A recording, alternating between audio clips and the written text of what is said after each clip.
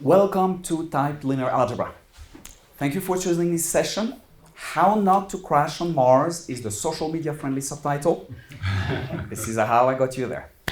Hello, my name is François Carouge. Thank you for having me at cplusplus now. It's a pleasure. Today we are going to talk about more types of safety. That would be quantity or unit safety with the support of the C++ type system. We will actually try to compose these safeties in linear algebra applications as often found in physical computation. My objective is to share with you my practical learnings and my failures about type-safe matrices. Before we begin, I would like to thank my employer, Johnson & Johnson MedTech, for supporting my attendance at this conference. We provide an inclusive work environment to service our patients and communities. The opinions expressed are my own and do not reflect the views of my employer. We make really cool robots. Come check us out. All right, do you know which launch this is? It's fairly famous. Eigen. Close, try again. To Mars, I guess. Yeah, to Mars, right? Okay, so that was the December 1998 launch of the Mars Climate Orbiter probe. It's very famous in our topics, right? The mission lasted 286 days for $327 million. Do you know how the mission concluded? Yes, the program crashed, literally. All right? So the Mars Climate Orbiter probe was lost to Mars. The cause of the loss was an incorrect entry trajectory, 169 kilometers too close to Mars' surface. The cause of the incorrect trajectory was a software producing impulse vector results in 0.4 seconds, while the results were fed to another software taking input in Newton seconds. The unit difference meant an error factor of 4.45. Right. The producing software did not meet the interface specifications. The defect escaped to production, to Mars, due to additional causes, including but not limited to lack of testing, lack of verification, lack of validation, all contributed to by economical pressures. All right? I will let you decide if you care to catch this type of problems in your respective domains and industries. Okay? If you care about this problem, today we're going to build a strongly typed linear algebra library. We're going to talk about its data structures, vectors, matrices, and the algorithms that allows us to catch misuse of those. All right. All right. You may have seen code that uses the built-in syntax type to represent entities with additional semantic like this. The duration of a run in seconds, the height of building in meters. The semantic of the variables is not encoded in its type. It is sometimes implicitly attached to the variable in its name. It's sometimes described as a comment somewhere.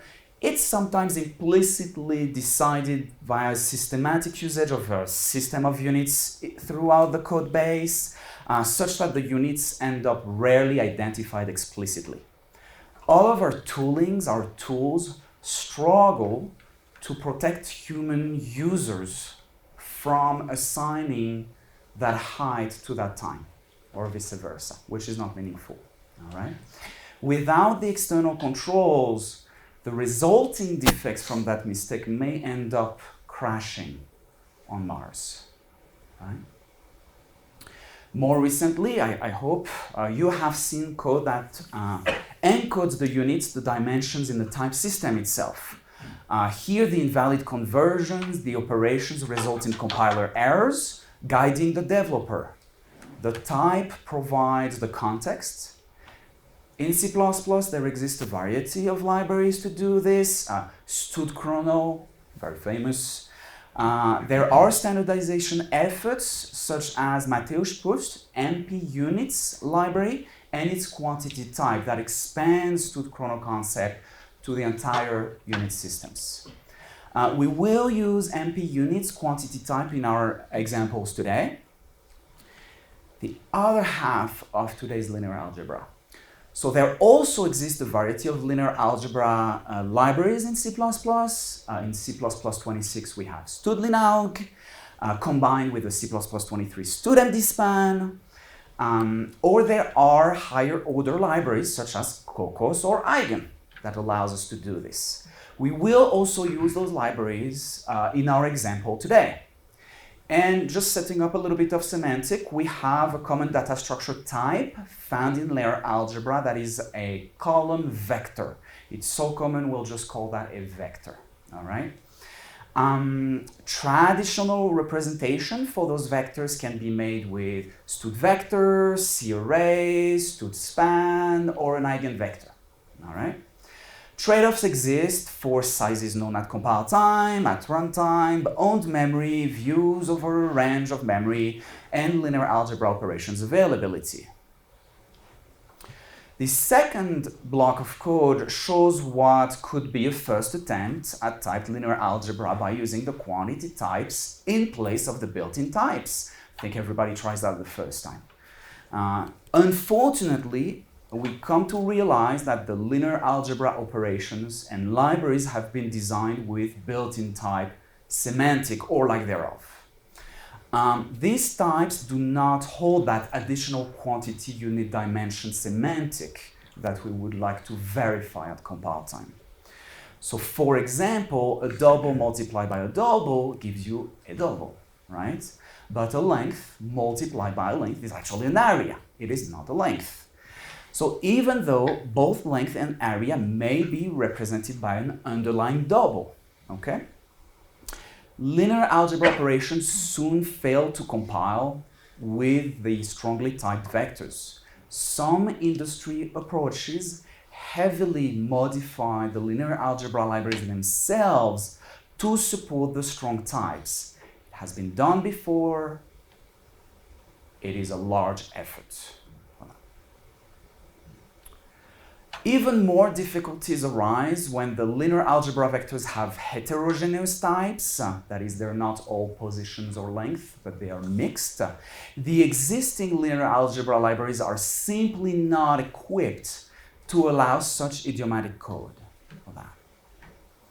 Finally, C++ itself does not permit the construction of multi-dimensional heterogeneous initializers lists without the additional syntactic sugar.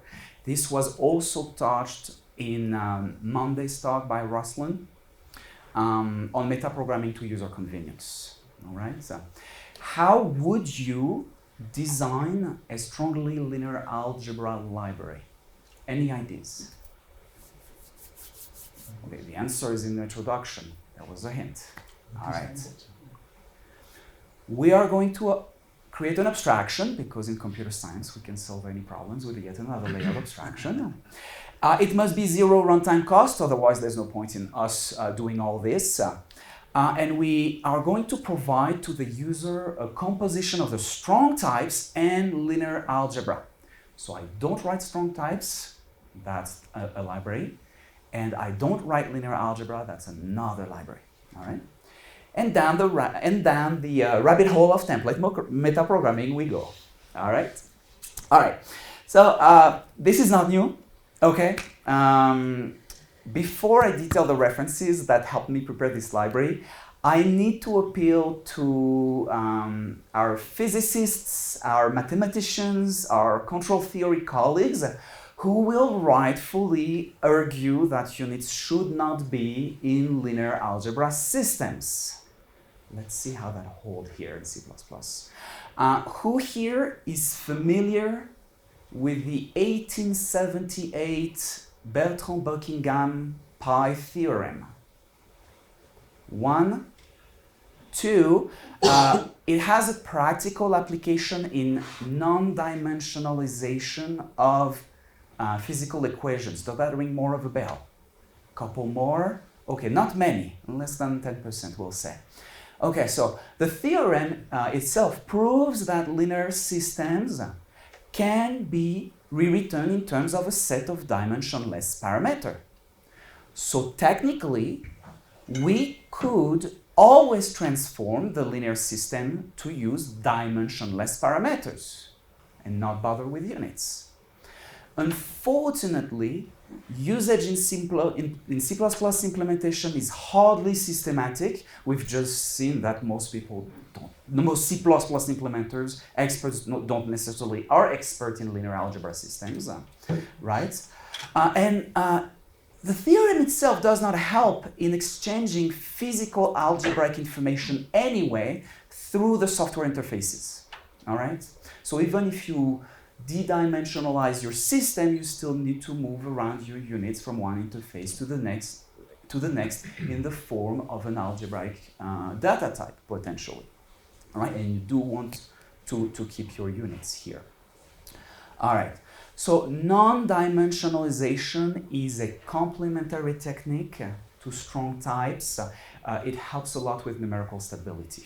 Okay, so don't forget about that when you're implementing linear algebra equations in systems. So in 1995, George Hart informed us on the mathematical properties of dimensioned quantities.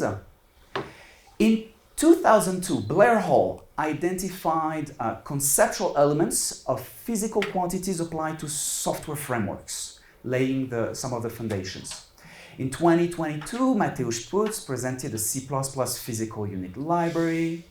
In 2021, Chip Hogg shared some C++ lessons about units in matrices. And in 2022, Daniel Withop formalized the C++ physical unit metrics like the one we're seeing today.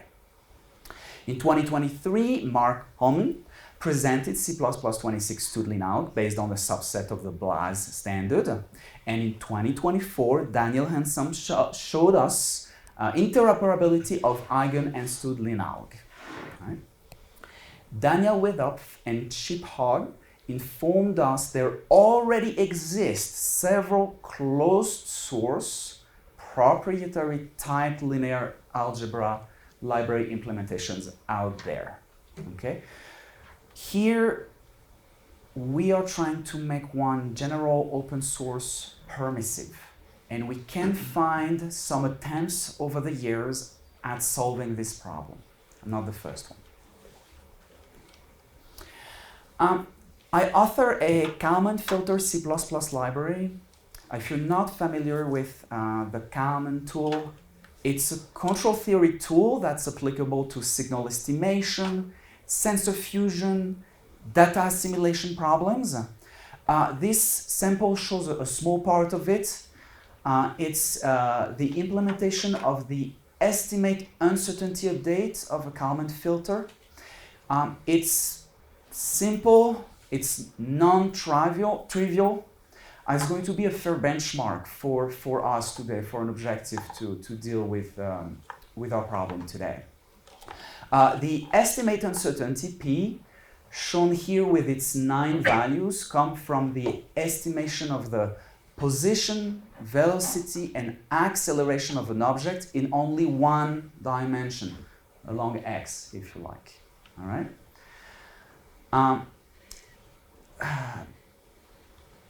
Kalman filters can come with dozens, hundreds, or thousands of states. As the complexity grows, it can get very complicated to ensure that you place the right value in the right place, or that the results are correct. We end up with safety risks, development difficulties. So this was my original motivation. The general objective for us is to guarantee at compile time the correct usage access algorithms over potentially large and complex linear algebra systems while providing good quality of life for the implementers. All right, this is about ergonomics. All right, so I propose a type matrix that composes a third-party linear algebra matrix. This matrix type is injected through a template parameter matrix. This matrix parameters and its usage may need to transparently accommodate expression templates techniques. We're not going to lose those performance along the way. And we're not going to limit the memory model to ownership or non-ownership. So we're going to just glance over that and support view and memory owned for now. It's perhaps less common in C++, not very relevant right now.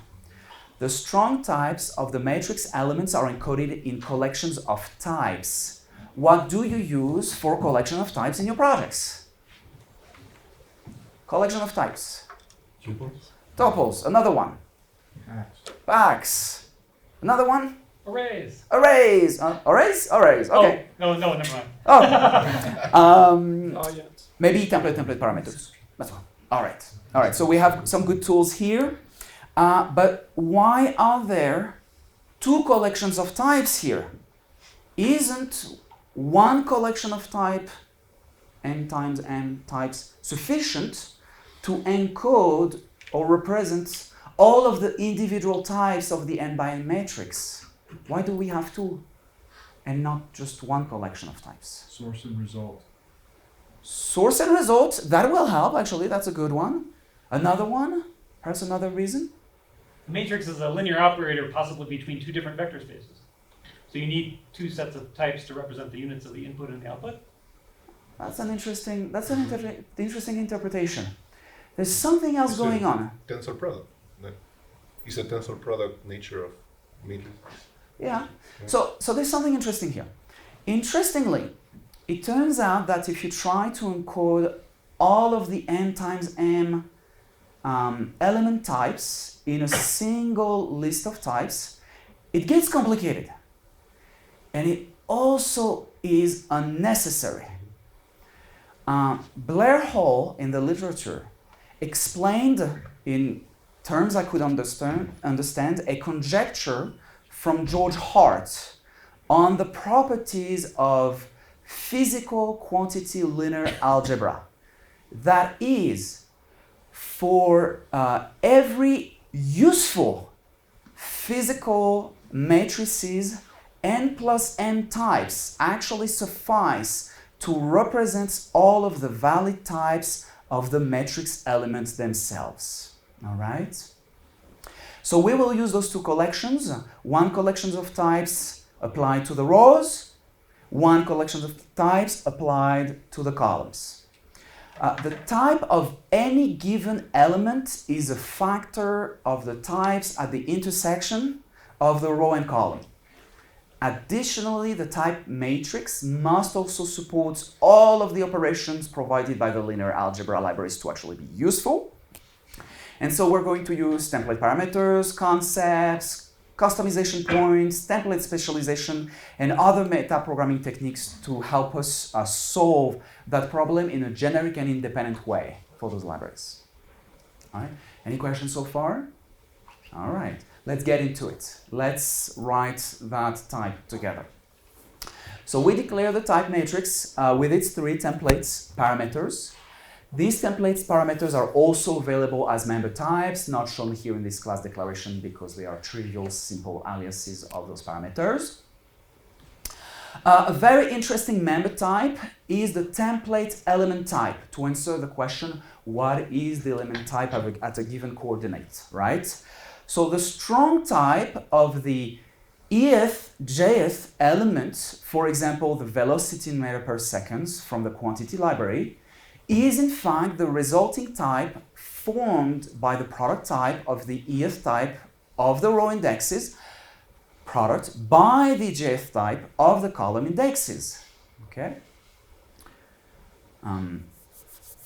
Importantly, this product template here is not stud multiplies, is not the stud multiplies functional structure of the standard library. Do you know why is that?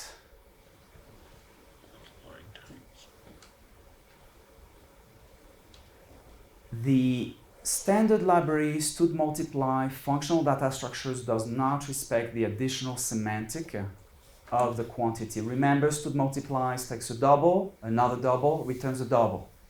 Doesn't know how to deal with those strong types. A length multiplied by a length is an area, it is not a length. So you actually need different types inputs and different types outputs. Products void, doesn't multiplies void specialization do what you want though? It is. Unfortunately, there's still constraints that the two input parameters are identical if memory serves. I did look into it Okay, and I yeah. was not able to leverage Oh, that specialization, unfortunately. There were additional constraints that prevented me to do that. That's a very good observation. So stud multiply is an example of the standard library that is not equipped with that type semantic propagation. This alternative product type here is implemented in terms of the resulting type from invoking the call operator of a specialized multiplication structure. These abstractions allows for the template specializations to resolve the varied use cases of those template product types, such as the general end by m case for the matrices, or perhaps the decayed use cases for when the matrix is in fact a vector or has only one element, a singleton matrix. Okay. As an observer, you may have noted that the product of types may not directly support Jacobian or information matrices, seen in previous approaches where the product or the factor exponent could be negative for that. All right. We leave this important detail but complexity aside for today. All right. So some member variables in our class. The count of rows and columns will always be useful as public member variables. The rank, the dimension of the matrix, not shown here as well. These members are static, inline, const expr. I'm not going to put all the attributes on the slide where today, so feel free to fill in const expr, no discard, the occasional stud remove CV ref type. Fill those in the slide where today. If you want to see the details, go on GitHub for the details. We will not deal with dynamically sized matrices today. All right, we only have 90 minutes and it gets quite complicated. All right, so let's talk about some constructors, but before we go there, the destructor is not shown here. Imagine a default constructor, a default const expr destructor. All right, I will not show the copy and move assignment operators equivalent for those constructors. Most matrix libraries made the choice of an uninitialized default constructor for historical or performance reason. We are here in a type-safe library. We do want to have our matrices default initialized if the backend library supports default initialization. Well, the implementation of that is not shown here, but it does ensure zero initialization. We can also provide an easy construction for a column or row vector of heterogeneous quantities. Note the parameter pack with two preceding mandatory parameters. Do you know why that is? It might be ambiguous with the other overload. Spot on. It's there to disambiguate from other constructors. All right? That way you're sure that you have not just one parameter that could get converted in another constructor. All right? The one element matrix or singleton here, singleton in the sense of linear algebra, not the C++ idiom. All right? The constructor here helps with the type matrix to behave more like the built-in types where it can. We try to decay the behavior where we can, where it makes sense. Right. Similarly, the compatible copy conversion constructor provides the support for safely convert equivalent but not strictly identical typed matrices. Why could some typed matrices be converted from one another and yet they don't have the same types? Do you know what, a few corner cases where that could happen? Can you imagine a few corner cases where those conversions would be type safe, yet the types are not strictly identical? The units could be equivalent but expressed in different ways, so different types? That's right. The compiler, the template resolution can get quite lengthy. And at the end of those, you may get a velocity, but they might look different to the compiler. They might look different in C++, and even though they are both velocities with the same type of quantity kind, for example. But in that case, is then a conversion possible if the compiler doesn't see that they're equal? So the MP units, so the quantity type libraries, recognize that, and those are safe type conversions. So there's no problem in converting them, and we will see a little later on how we teach the library how to convert for that. Another case where the types themselves might not be the same is if your row and column index type list are actually transposed from one another. When you make the product of them, they eventually resolve to the exact same type, yet the row and column index type lists are not identical. So there are some corner cases here to deal with for ergonomics, because it would be unnecessary burden on the user to have to convert from one thing to the exact same thing, right? The compiler doesn't know about commutativity of multiplication. The compiler does not know how to commute those type lists at compile time for the purpose of computing the resulting products to verify the compatibility of the type. Similar constructors for compatible move conversions, not shown here on the slide. The constructor from a C array is valid, but with conditions. It has to be a vector, can't be a rank 2 matrix. It's a C array, we're not trying to change that semantic here. It also has to be uniform types in the array, so all positions or all velocities in the array. Simply because C arrays can't represent different types. There's no heterogeneous C array types for that.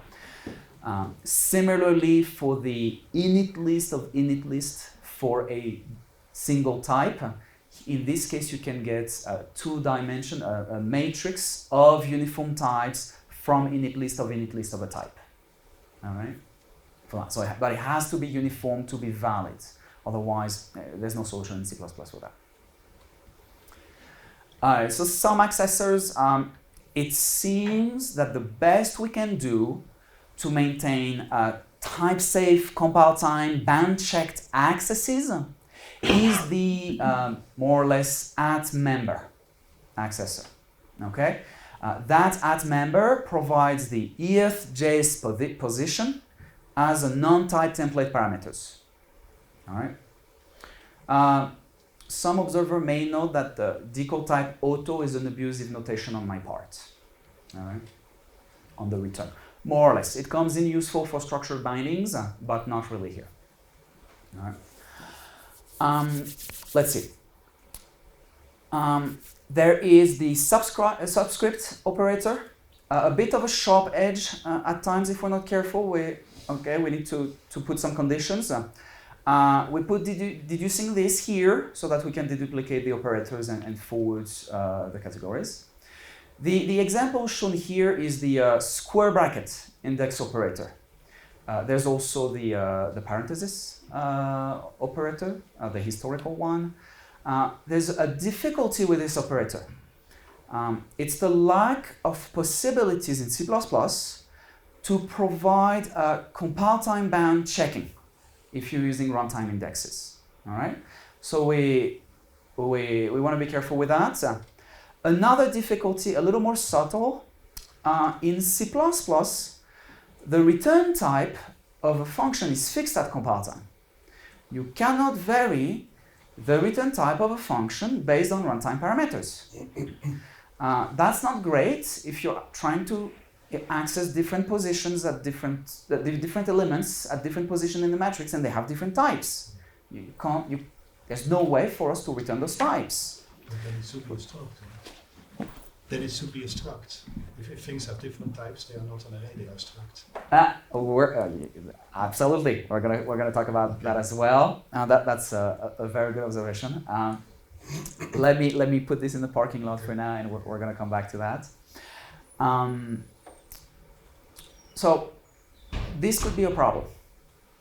We may not want to support those unsafe accessors at all, if necessary, if we want for the ergonomics, if we want, depending on the trade-offs we want for safety and ergonomics. That's really about it for the typed matrix class declaration. You can see it's not very long. I did omit a few members, but it's not that long. Please.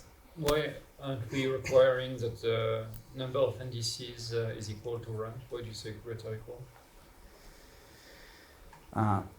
Could you rephrase the question? So your pack of indices, you say size of greater equal rank. I'm wondering why it's not equal, and you have two of those. Yeah, that's a good question. It's an ergonomic thing for the users.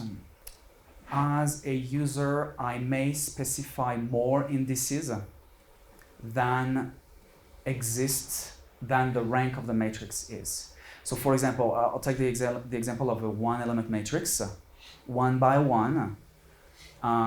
There are several ways to access that element. You can just get it at with 0 parameters, okay, rank 0, right? You can also say, give me the element at position 0, okay? You can also say 0, 0. But then you would have the opposite. Then you would have given less indices than the number of ranks. No, it must be greater than or But equal to the rank. Then we can talk after, but I have the impression that the example you gave is the opposite. In the example, the user provides more indices than the rank. Okay. Hold on. We'll discuss it. No. All right.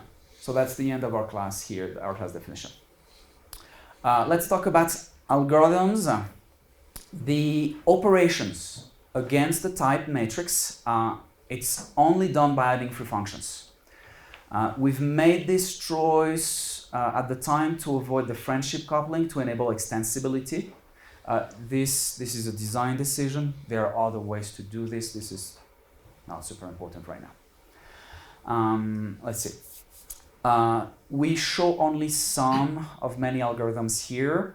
The addition operator is one overload among 4 variations, adding 2 matrices, adding a value to a 1 by 1 matrix, left and right hand sides.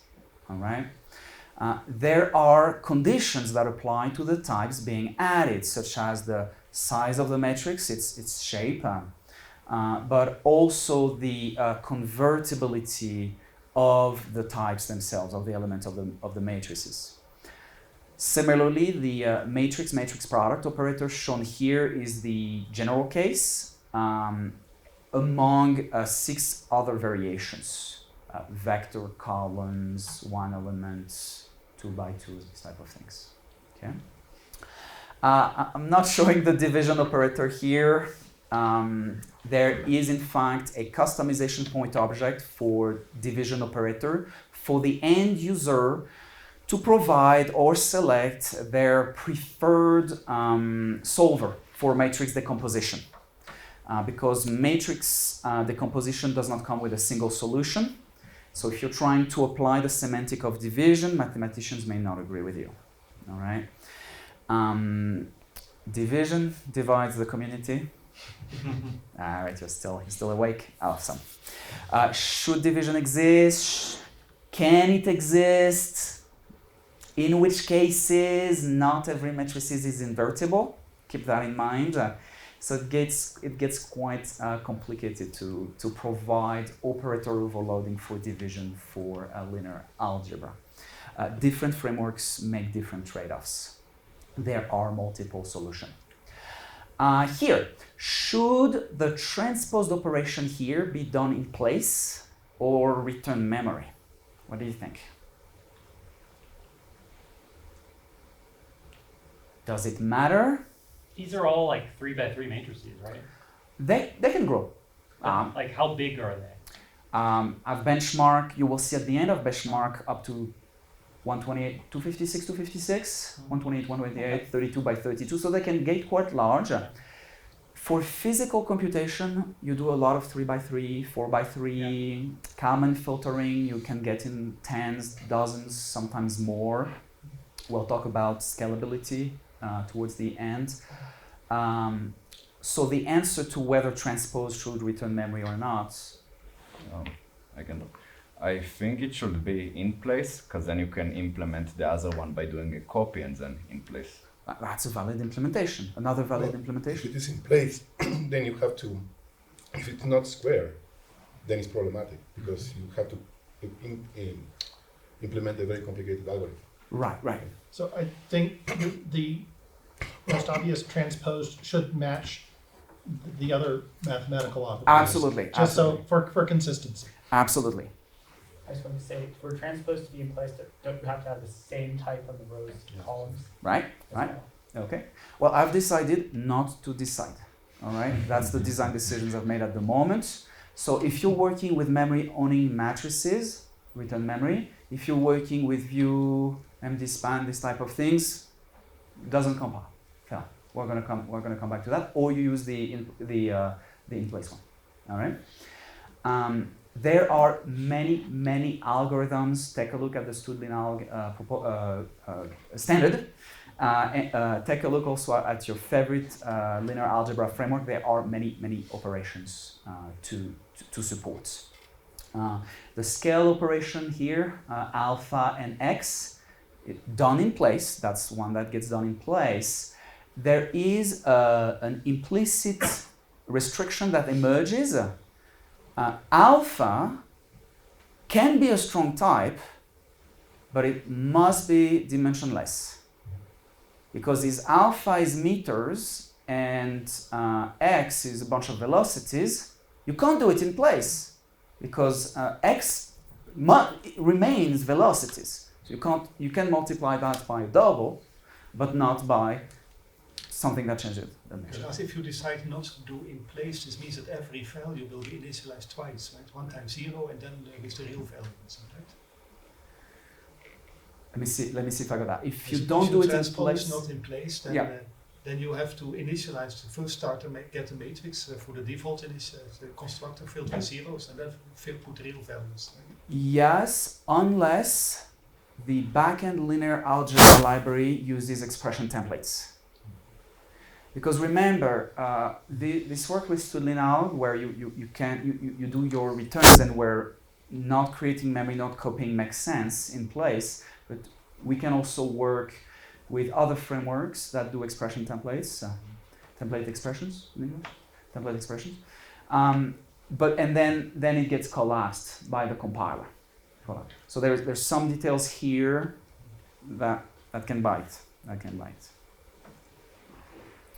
So we will want to provide as much as algorithms as possible to allow a drop-in support for the matrix algorithms where possible. All right, so at CPPCon 2023, Mark Harmon introduced us to linalg coming to the standards. His talk, your talk, included an abstraction layer nomenclature that I paraphrased here. On top of the hardware, we find the fundamental support used by performance primitive where specialized performance hardware implementations are reasonable. Themselves stacked used by the low-level linear algebra mathematics which can be applied in turns to domain-specific problems such as statistical inference, physical simulation, control theory. Where would you place typed linear algebra support in this table? Where do you think it makes sense? Not in the hardware for sure. Is it a high-level mathematics? Is it a lower-level mathematics layer? It feels like an add-on that could go. It a bunch feels of like places. an add-on, right? We're composing, so it would tell us higher order. You could attach it at various levels. You can Maybe attach- not at the lowest level, but at any of the other levels, it could be. Absolutely. Experimentation shows it could be high or low depending on the domain, depending of the end user activities. So my conclusion on this is somewhere in between low and high. because it can be used as a base type for linear algebra, but it can also use at a high level in the domain-specific problems.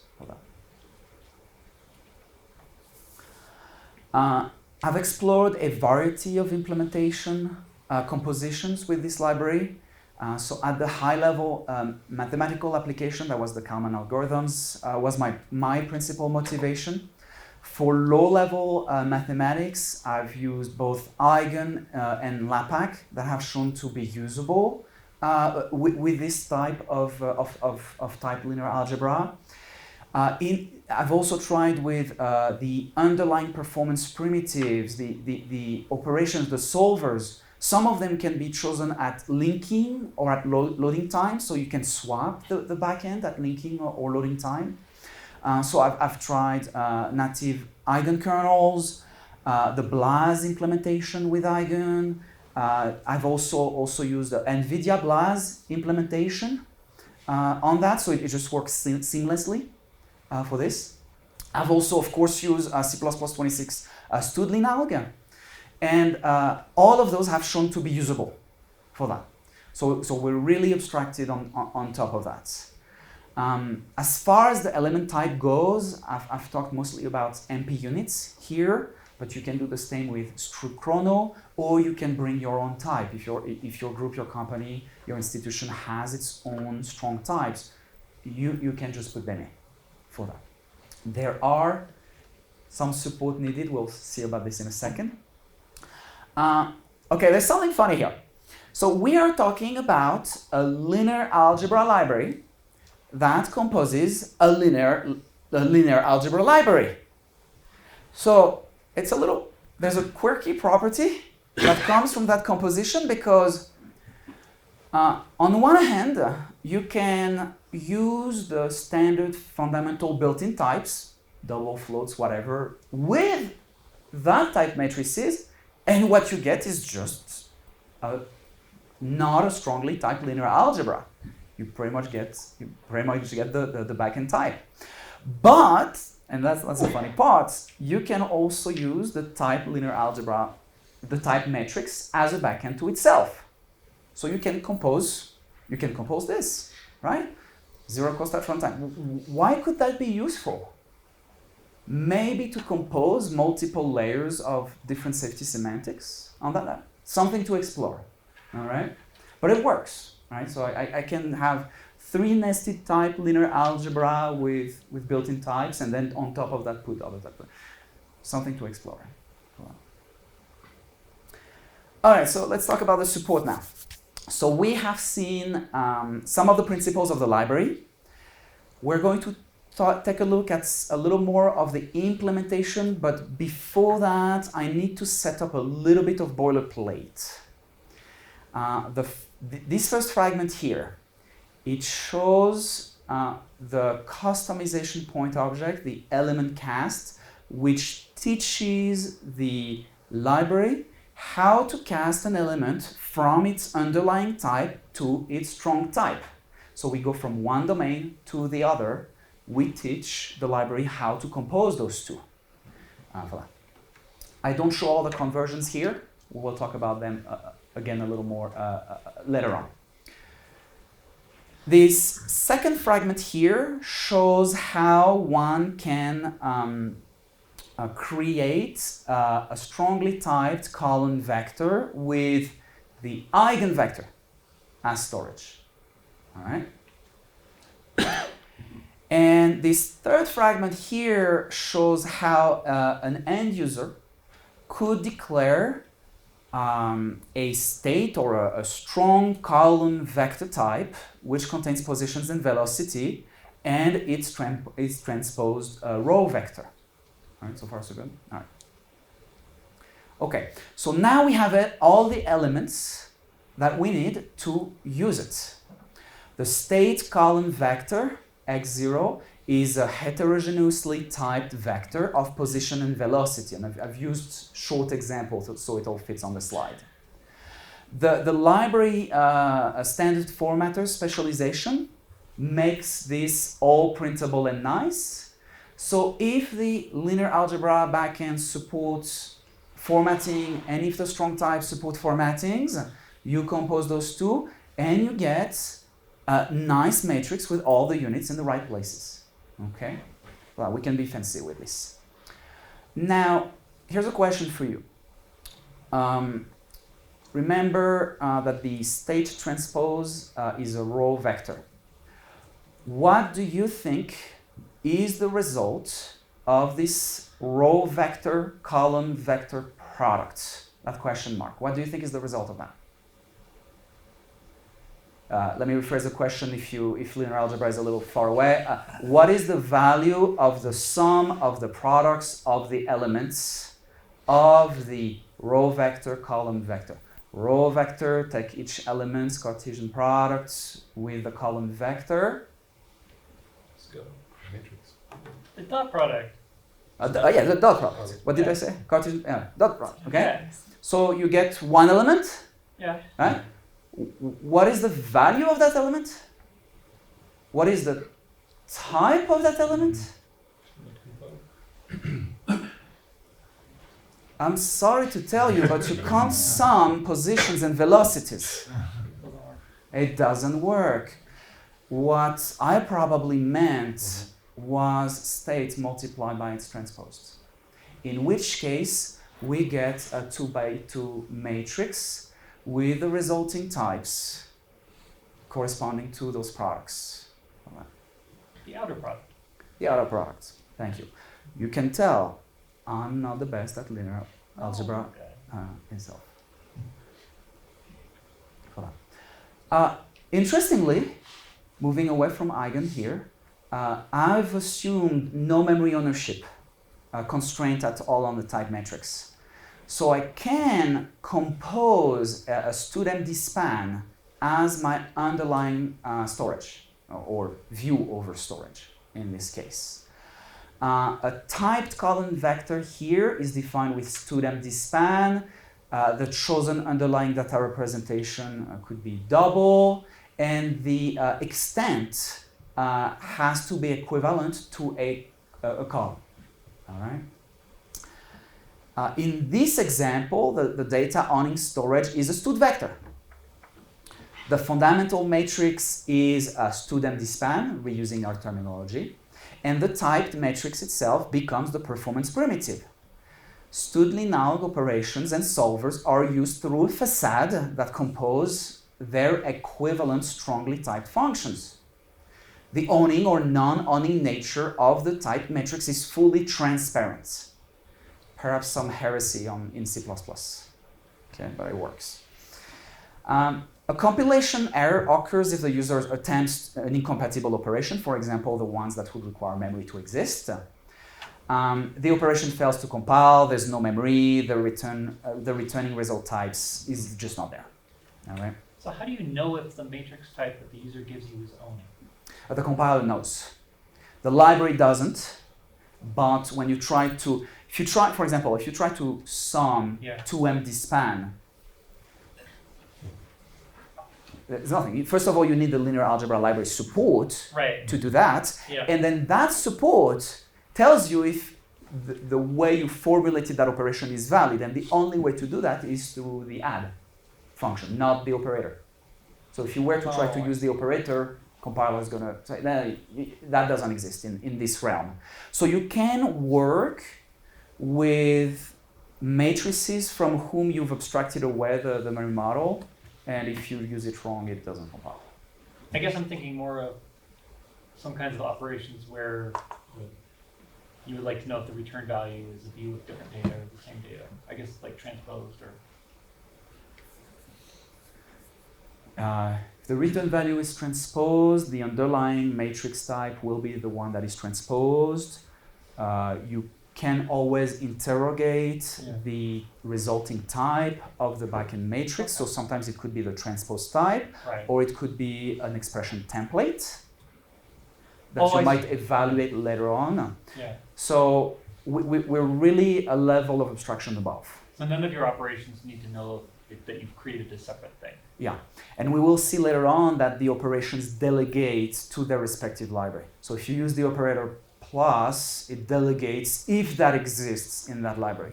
If you use matrix product, it delegates to matrix product if it exists in that library. So as a user, you drop in the composition, but you keep using everything that you've been using so far the exact same way. Hold on.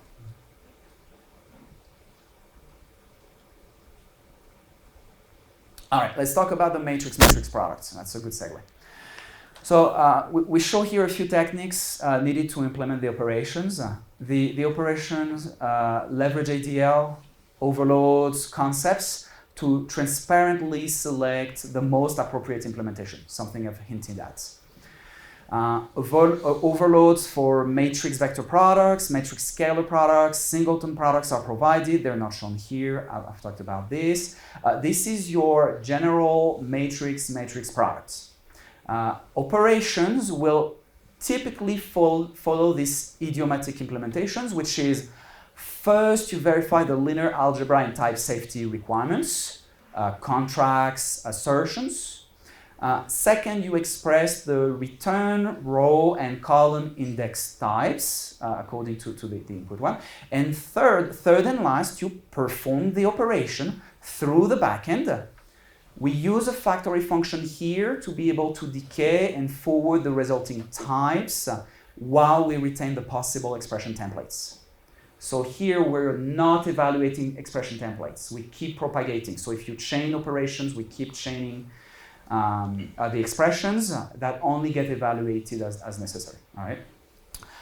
So for the matrix product, it appears that the resulting type is the matrix where the row index types are constituted by the product of the left-hand side matrix row index types with or by or product of the zeroth column type, and equivalently to for the resulting column index type. This is a little complicated to compute the resulting types because you have to take sum of each. All right. What do you think are the requirements, the assertions, the concepts, the contracts that are needed to ensure that the matrix product is a correct and safe operation? Some of that yields the compiler error we've seen earlier. What do you think are some of those contracts or assertions that we must confirm? There's an easy one and there's one less easy. An easy one is, first of all, you need to have compatible shapes. You need as many left-hand side columns as there are right-hand side rows. That's basic property of your matrix products.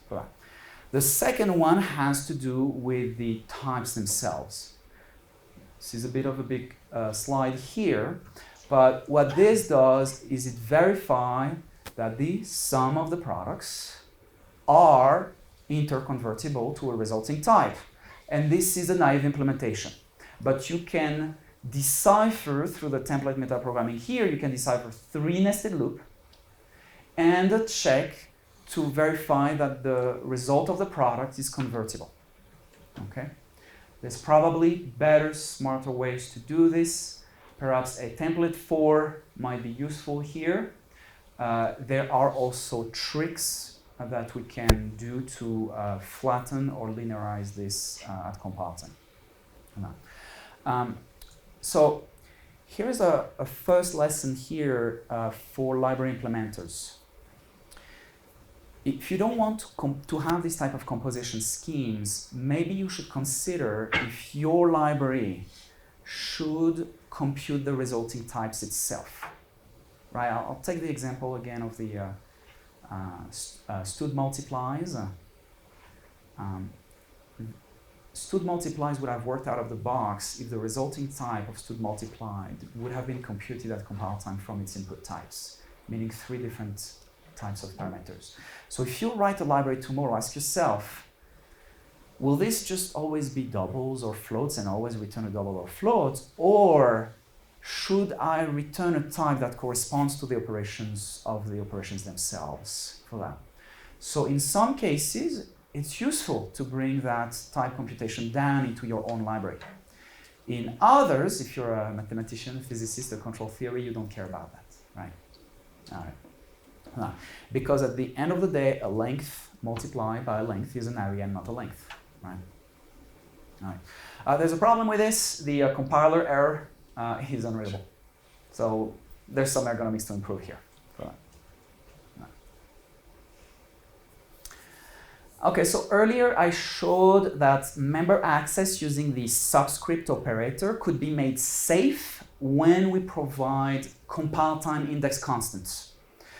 One way to convert an integer that is known at compile time but not a constant is to wrap it into integral constant. Here we do this with a user-defined literal. Which means that the 3-access syntaxes below now offer the same compile time guarantees.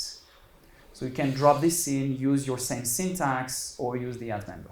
Well, just ergonomics again. All right, so something I haven't touched so far is index safety. Strong typed element is not a sufficient condition for safer linear algebra. The indexes must also be safe, not only in runtime and compile time ranges, the ranges, but also in types. In some cases, printing here, accessing the wrong index position would be a silent error. All right. The user intended to print velocity, instead they got acceleration. Very simplified example here. Instead of using positions and indexes, we can get the velocity value by type. No error is possible anymore. Even better, the position of velocity can now change in the state definition without affecting this code. Okay. What happens when this is not a vector, when this is 2 dimensions? Maybe x, y velocity. How do you know which velocity it is? Which frame in x and y? Okay, so there are probably some more domain-specific safeties that needs to be composed here to ensure that we have the velocity in x or the velocity in y through the same ergonomics here. Okay. Back to the implementation. Simplified implementation for the add_member function here. It shows how the customization point object cast is used. The element caster object allows the end user to teach the library. We've seen that. How it can convert underlying type to and from element types. Remember that MP units quantity, for example, forbids implicit and safe conversions. So you still need an escape hatch to go from underlying representation to type safe and back and forth. So this is roughly equivalent to what I would say is a forward-like utility with an injected conversion and an index lookup and the verification. And then obtaining the underlying element value is delegated to the compose matrix operation itself. All right. There are probably better ways to write this. Okay. All right, so here is a pitfall I fell into, the dragons in this talk. Okay, so this snippet of code here, it looks quite canonical. This is kind of what you write. You write an element at a given position. How would you implement the conversion in the add_member function here? How would you do this? You want to convert a double reference to a quantity reference. Okay, that sounds fishy already. Mm-hmm. All right. Are there limitations to this? Perhaps aliasing violations for here? Okay, the underlying types are the same to the representation of the strong type. The size is the same. The alignment is the same. Okay, this is getting scary. We have to alias the pointers. So far, so good, right? This works, right? It works on my machine. It works on your embedded platform. Sorry. This is undefined behavior. All right. This is a strict aliasing violation. This is type uning, dereferencing. So there's one more problem. Even if this works on your platform and you're like, oh, I want to provide good ergonomics for my users, reinterpret cast is never a constant expression. Never, by definition.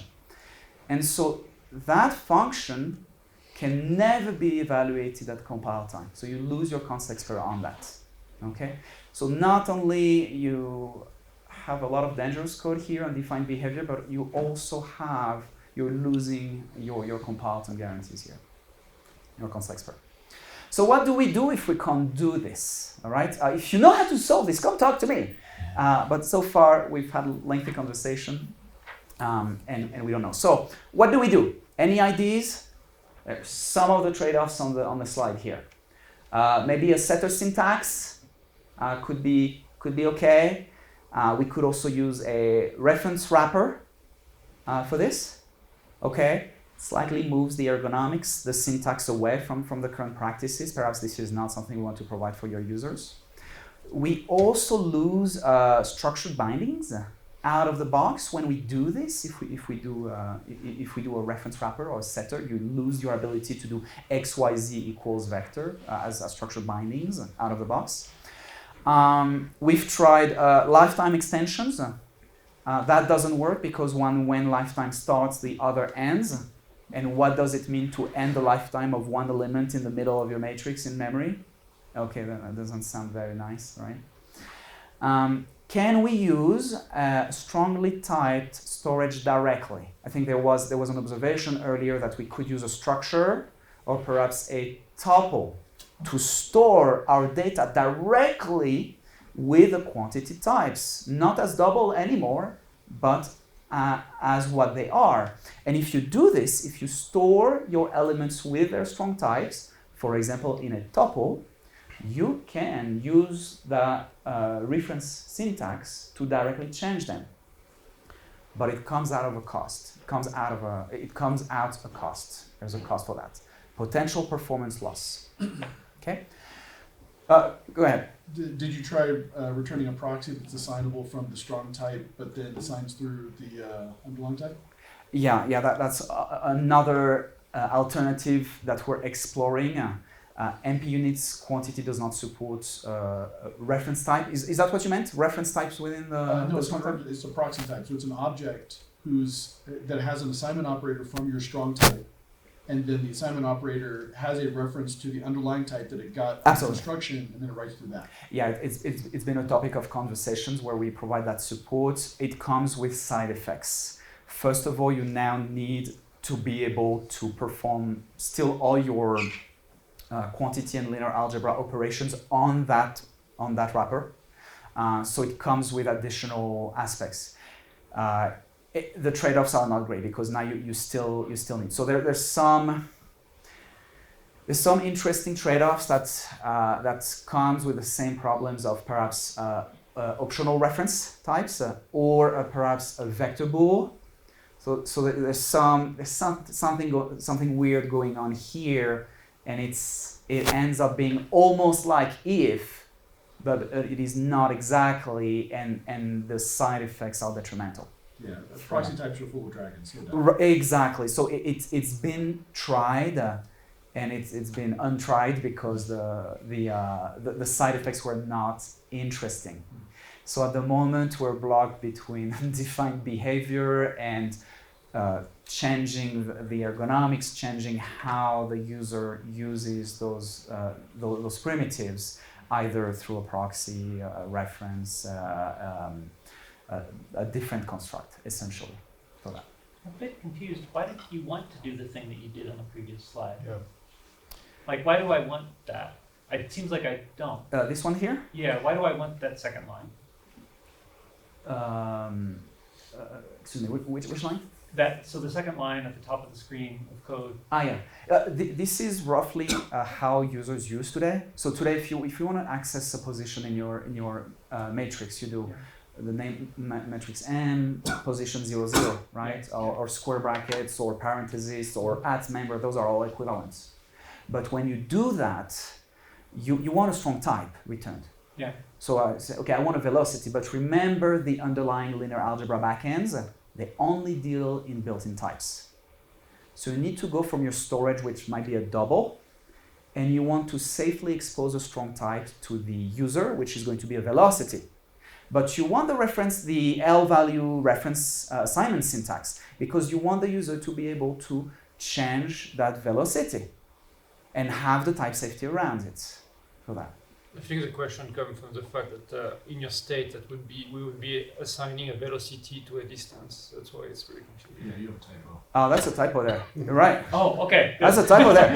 Good catch. Yeah, that's a typo there. You want, well, that doesn't compile, right? Okay. I thought that was an example of things they're trying to catch. And it does. This fails to compile. It's caught. Not in the slideware, But unfortunately. I think what you're getting at is this problem of, yeah, I need to assign this to the underlying type, and you don't have a generic way for getting the underlying value. Is that kind So of we have a generic way to obtain the underlying value. Yeah. That's fine, but we want to tack on that type safety on. So I'm Oh. getting a double, and I only want to permit the user to treat it as a velocity. Okay. And I don't want the user to write that second line and assign that to Okay. it. And so if the user were to write that second line, we want that compile time error. Thank you. But it's something to do with the fact that you're putting an integer 2 there, or that's another.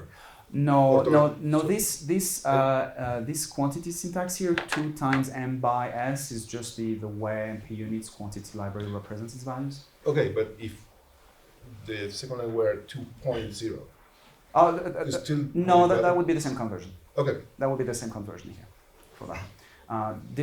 Different quantity libraries will have different trade-offs, but you could read this as x0 add 0 2.0 times meters, and that needs to work, and that needs to be type safe for that.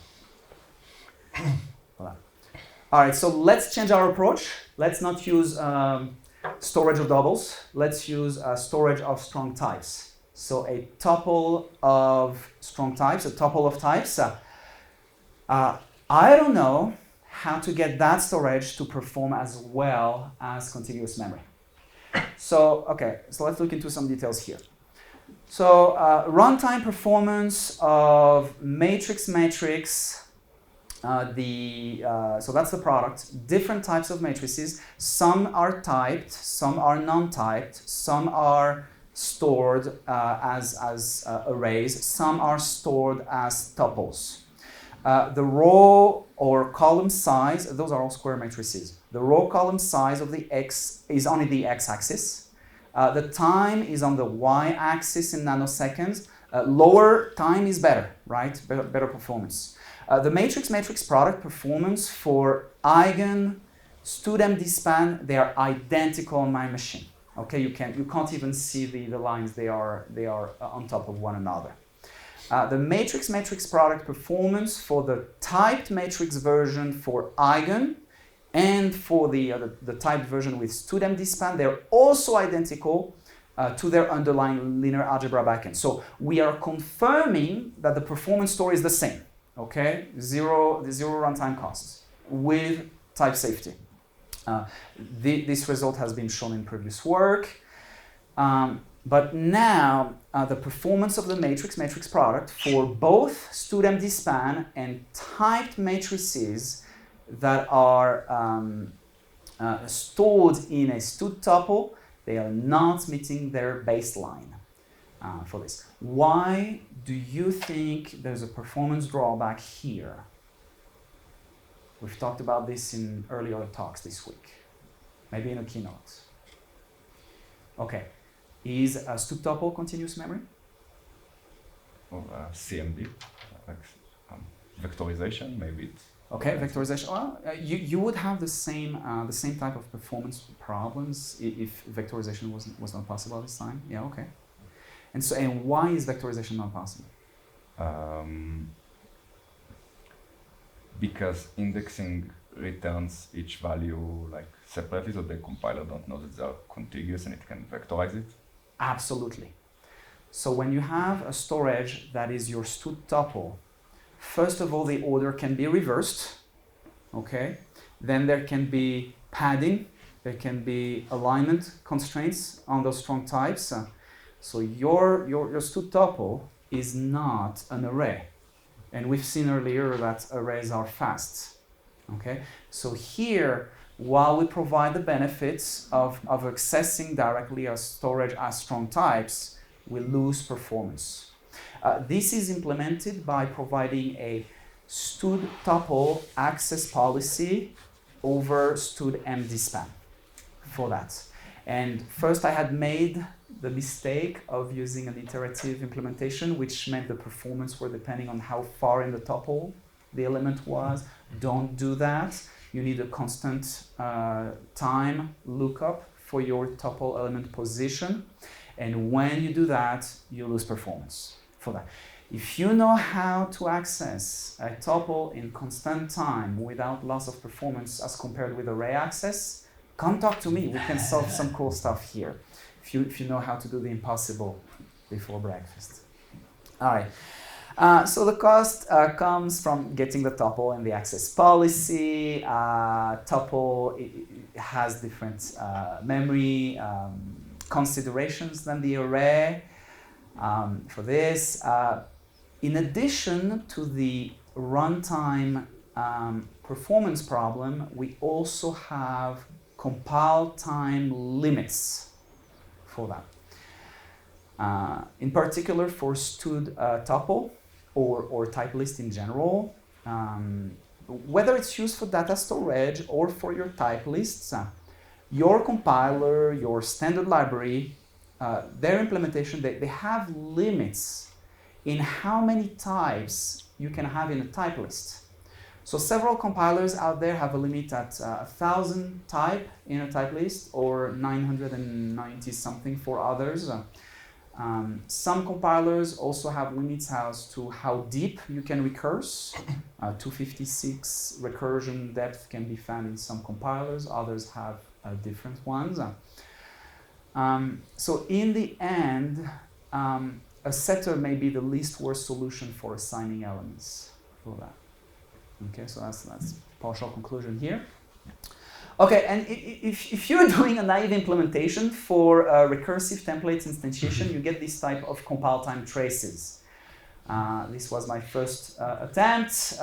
It worked, it was type safe, it was not great.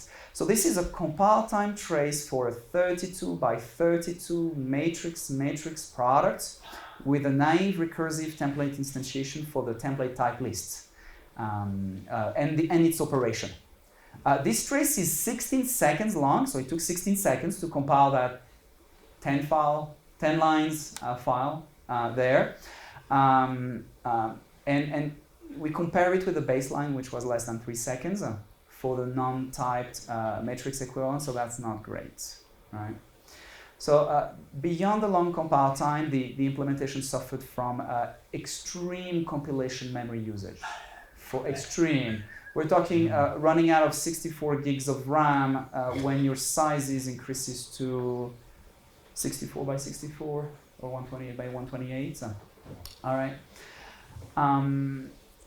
So the deep recursive template instantiation was a problem.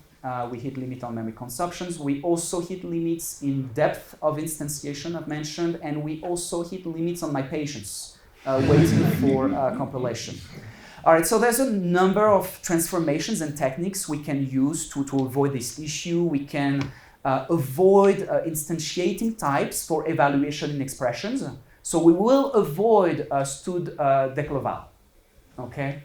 We will avoid that. We will avoid recursion in template instantiation where we can. So for example, one big optimization that flattened this whole graph and shaved a few seconds was to go from a recursive context per 4 implementation to an iterative one. And I haven't measured yet for the template 4 coming up. But then those techniques can still be insufficient because then you start hitting other limits. The type list grow too large. We hit compiler limit, compiler implementation, platform limits. So it remains to see how much better this can get. This is not a problem when you're doing 3 by 3, 4 by 4, 10 by 10, even on the stack, dynamic. It's okay. When you start reaching 32 by 32, do you know how many that is, 32 by 32? Yeah, that's right above 1,000, which you're starting to hit your limits. So 31 by 31, you're good. 32 by 32, not so much. All right. So something to keep in mind here to improve. So future work. All right, so we need index safety. That comes with more kinds of safeties and examples. So we need index access, like I've shown, velocity position, but we also need reference frames. How to combine reference frame, X, Y, this type of things. We need all of the algorithms to be supported, those in linalg, those in Eigen or other libraries. We want to support this so that we can have an effective drop-in replacement. We want to explore dynamically sized type matrices. We want to explore sparse matrices. A previous result a few years ago has shown that you can do sparse matrices at compile time. That would be nice to have here for this.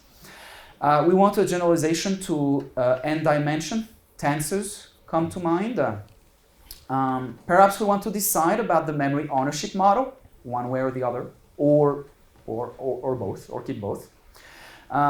Maybe replace toTuple by a type list. I don't know. Compile time, scalability, improvements, and other optimizations will be necessary. We also want to confirm and demonstrate the complementary of non-dimensionalization in type linear algebra. There are claims that the two approaches are complementary in real-world application. That means physicists, not sufficient to just remove your dimensions. In C++, we have other problems that forces that notation on algebraic types. Let's see, and user feedback, because I use it, but it'd be great to see this used in practice and at scale for that. Thank you for joining me for this talk. I believe this is the first extensive open source and permissive implementation of a type linear algebra library in C++.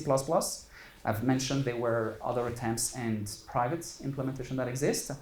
I hope this will help you build safer linear algebra applications or give you a few ideas for other things. You can find this talk and the library at this link, and at this time, I will welcome any more comments and questions. Thank you.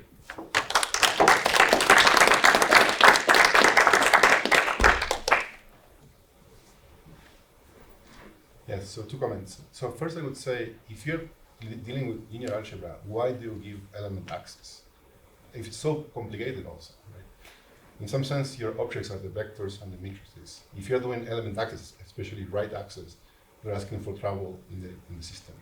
Absolutely, there's an interesting, this interesting aspects emerges because when you start really working with physical computation, it almost looks like we never need element access. Yeah, exactly. So perhaps I should add a row to that alternative table, meaning no element-wise access might be a good policy. Unfortunately, I like the real world experience to make that call for that. But thank you for sharing this. This is very interesting. I have a related comment. That is that, in some sense, the main constructor for the matrices should be the tensor product vectors, not through element access too. Yeah. And you basically have the constraints about the units and everything. If that's the Absolutely. main thing. Yeah, this is something that's clearly visible in the Kalman filtering, because we build uncertainty matrices from the state types. And very often those are diagonal matrices or have only values in the upper triangle of the matrices, and so there's some of it interesting. But we should talk offline if you have real good clear evidence that this is never needed for that, because all of the linear algebra library that I'm looking at and taking as a model support it. So it's a strong claim. It's interesting that this To me, comes it up also also seems unnecessary. with like, go ahead. Sorry. Oh, sorry.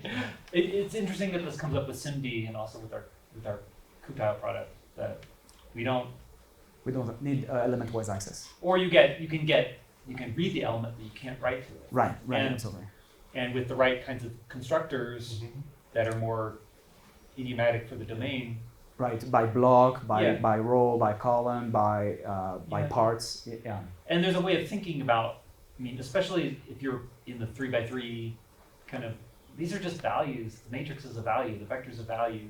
If you start it's harder actually to reason about it if you treat the thing as an array rather than as a value. Absolutely. There's something interesting as well. Sometimes we work with vectors of velocities. So, for example, velocity in XYZ. But sometimes we also work with position, velocity, acceleration. So, for example, in the case of Kalman filtering, very often you have multi-dimensional position, velocity, acceleration, or equivalents, and you don't work necessarily with just 9 accelerations or 9 velocities. So there's something there to dig into. Okay, is the underlying number type always double, or do you also have complex, or with maybe quaternions or rational numbers? Yeah, I delegate this responsibility to the underlying linear algebra backend. So, for example, Eigen supports complex. Okay. I don't know if that's to linalg. Yeah, it does. It does. And so I'm really trying to generalize the backends, and then the user picks the types. At the end of the day, if the user is trying to do something that is already not possible with the linear algebra backend, I don't see why I should support it. But at least I don't want to prevent it for that. So we're trying to really abstract and generalize from that. I'm a bit confused how you want to do sparse matrices. I mean, you're going to write so many types and just in the declaration, or what are you going to do? I mean, you're not going to mutate it, right? You need to. Right. There is a talk by Daniel Widoff, I believe it was 2 or 3 years ago, that he showed how to do sparse matrices at compile time. Now I haven't watched it. It's just ugly. I mean, you're going to have to. You're gonna have to spell out all the types possible for all the possible entries you would ever put in your matrix. Absolutely, I think ergonomics is important. Beauty is in the eye of the observer, of course. I think there's something there, which is why it's in the future section, because I want to watch that video many more times so I understand it, and then see if I can apply it here. But I know there is a baseline that exists for this. Then the ergonomics might be very poor. Future will tell for that. Don't have a definitive conclusion yet on this. Thank you. With all the compiler limitations you talk at the end, why do you insist in supporting dynamically sized arrays? It is a venue of research for me. Similarly for sparse matrices, I haven't made a conclusion yet whether it should be present or not. There are some hints that static sizes is what we should always ever deal with. Then again, my experience with linear algebra is not as large as the existing frameworks. The existing frameworks, some of them support dynamic sizes, and so I will want to learn this for myself and evaluate what it means for this library, for that. It is probable that it may not be very useful and make things very complicated for that. Thank you all. Let's go for lunch.